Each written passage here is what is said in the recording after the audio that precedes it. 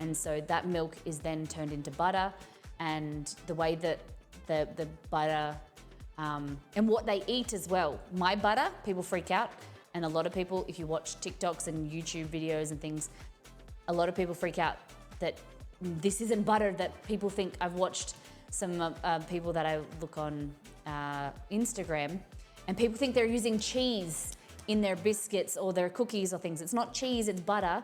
It's just yellow because the chemical that's in grass, which cows eat, is transferred into their milk, and it's got a yellow color, yellow tinge to it. Whereas if the cows eat grain, barley, different types of grain, whatever they're fed, that chemical isn't present or less present, less grass, then it's not as yellow and it's more white. Arguably, you know, the taste is slightly different. I'm not sure about the quality is different, but you want your butter to have a higher fat content because that will make your flakier pastry really nice, crisp cookies compared to higher. If it's cheaper butter, it will have more water in it, and that water will then create not as nice results. Love me some yellow butter, yeah. I actually get a little bit of anxiety using cup measurements. I'm way more comfortable using grams, me too.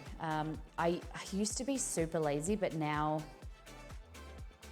it doesn't. I used to think that sometimes it would take longer. There's some things where I am more confident knowing the texture or like the consistency. Like when I make pancakes, for instance, I will use cups because it's quick.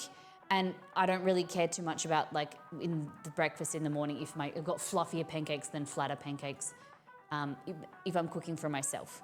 But if I'm making cookies, like yesterday I made cookies and Dex's cookies that are going out, and I made sure that I did grams because I want to eat a chewy cookie. I don't want a crisp cookie.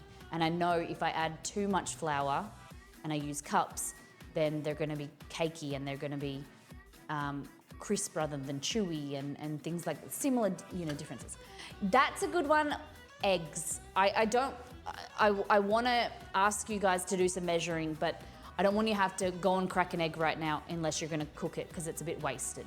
Whereas flour you can put back in the container and sugar you can put back in the container. But that is another thing if we could do is measure eggs. If we could put on the list, if there's someone doing the Google Sheet or making a list, maybe just we'll do a collaboration in Discord, but egg weights are good too. I always recommend, and it's on the website, large eggs are the way to go. They're basically uniform around the world with baking. They're 60 grams, 600. I don't understand why it's 60 grams. But sometimes at like 60 or 700. I think that's the average of the whole carton, is it? Oh, and trust me, I took these are my eggs that I got from Costco, and I got rid of the lid, so I don't know how much. They're large eggs, pretty sure.